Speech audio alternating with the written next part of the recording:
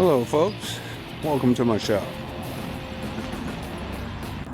Today we're going to start prepping that truck right there, that 49 Chevrolet 3100, for an engine swap.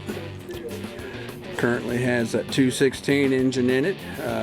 Many of you all that may have seen some other videos I do, I kind of go over this old engine some. That's the original engine to this truck. It's been a good engine. It's wore out. It's to the point now to where if I stop running it, it would be salvageable for a rebuild. I don't want to run it into the ground, so that's the plan for him. Now, right here is what's going to go in it.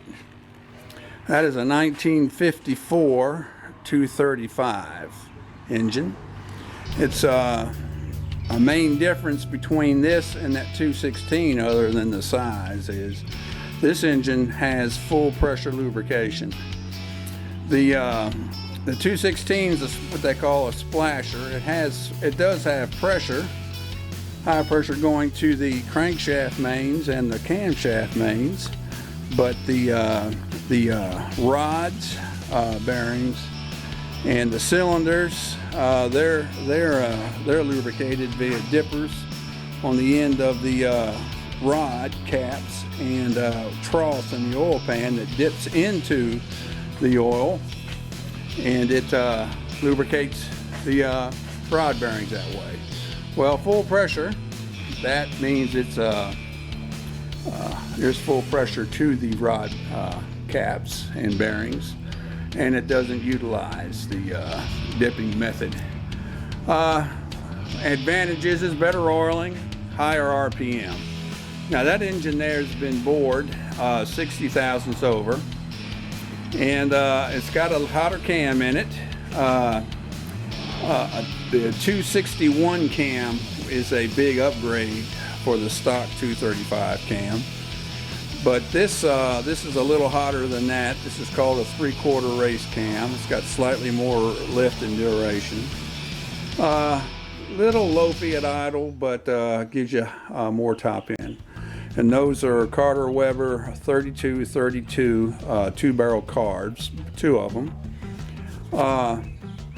The secondaries are progressive to the primaries. In other words, the two primaries, they open so far, and then at half to closer to wide open throttle, the secondaries kick open, and that is the equivalent of a 4-barrel. Okay, I do have an HEI distributor that came off a 250, a later model Chevrolet 6-cylinder that I'm going to modify to put into this, but originally I'm going to run with that stock points type distributor. It works good and hasn't given any problems, so we'll run with that for now, and it is going to be upgraded. That's a 12-volt alternator, so that means that the truck will be getting upgraded to 12-volt electrics also. It's currently 6. I really enjoyed this in its original state. Every time I got in it and drove it, I really liked it. But unfortunately, all good things come to an end, and that engine is just, well, I need to pull it now in order to save it for later. I may want to do something with it later, somebody else, but that's why it's being pulled now. And by going with that bigger engine, I could perhaps run on some interstate. Right now, I top out at about, I don't want to go, 45 is the max that this truck is comfortably cruising at. I can run it up to 55. It's for so many 5 miles perhaps if I want to run some 4-lane. But the engine really gets noisy. On occasion I'll pass, I'll get up to 65 to pass, and it sounds like it's about to fly out of there. So going to another engine will be an improvement all the way around. So anyway, we're going to jack it up and start draining the antifreeze, and and then the other plan is we're going to, in a later parts, I'll cover removing that entire front clip to make the engine swap a lot easier.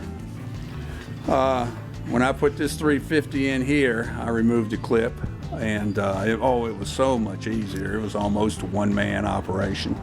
Didn't have to remove the hood either. And the clips, they come out fairly easy. Two men, once they're unbolted, can easily lift it up and out of the way.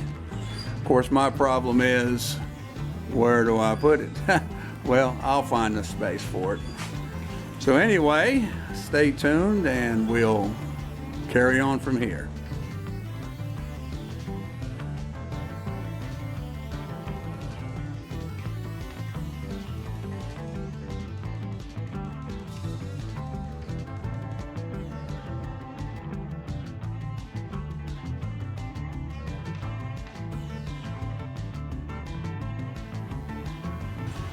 All right, now we're under here and we're draining the antifreeze. We've got it jacked up and secured.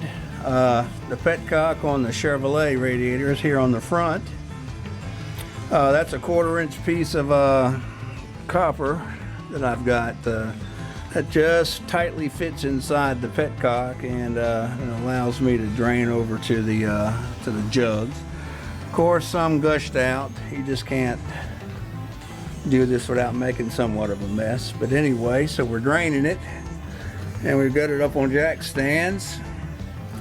I should be able to maneuver my engine hoist in between on the inside and then the outside of those jack stands to get the motors in and out. So I think we'll be all right there. So, and it's just slowly draining away.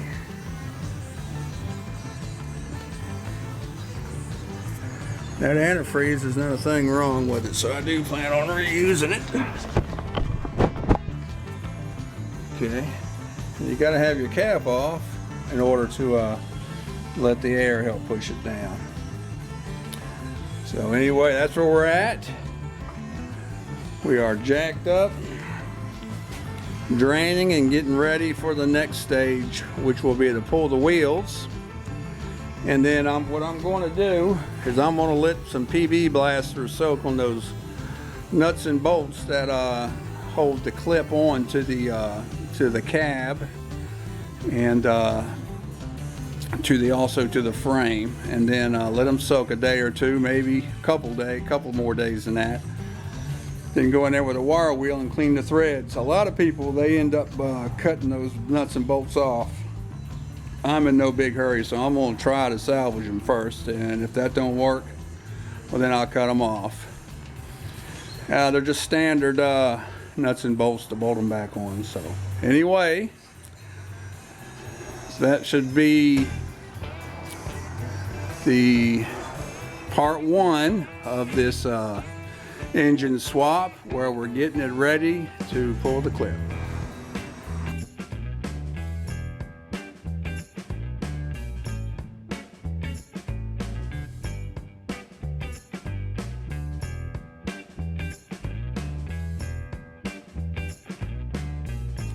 I wanted to cover one other thing on the draining of the block. If you look down, there's also a petcock on the very back driver's side back end of the block. I'm going to take this coat hanger and kind of point at it right down there. I don't know if you can see it or not. My hand's probably in the way. Right there, you see it? Now you might be able to see some antifreeze just barely trickling out. What happens over the years is the back of these blocks start collecting up crud and rust and everything, and it can clog up right there at that drain. Otherwise it would be gushing out. Sometimes it gets so bad it can actually cause the rear cylinders, 5 and 6, to run hotter than the rest, because there's so much crud it's blocking good coolant flow. But anyway, I just wanted to point out there that I'm also trying to drain that. Now I'm going to let that drain overnight, slowly, or however long it's going to take, while I also let these bolts soak. Anyway, just want to touch on that also. Thanks.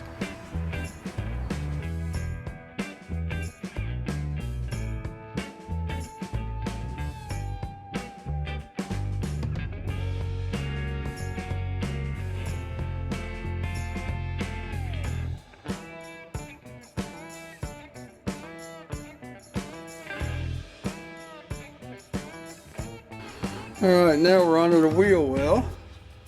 We're on the driver's side. I want to show you the bolts on the driver's side that holds the clip on. Got one right here. Big 1, 2, 3, 4. And my bracing's busted there. 5, 6, and 7. Now there's 7 bolts. And 1, 2, 3, 4 nuts that hold this clip on the driver's side. It's similar on the passenger side. And there's 2 underneath the radiator support.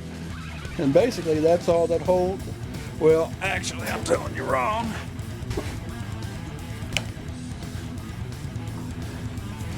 And you have these 2 cross arms here, and that one over there. When I go to do that, I'm gonna let them sub for a couple days.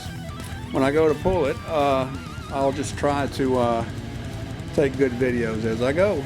I just want to show how easy a front clip can come off one of these. All right.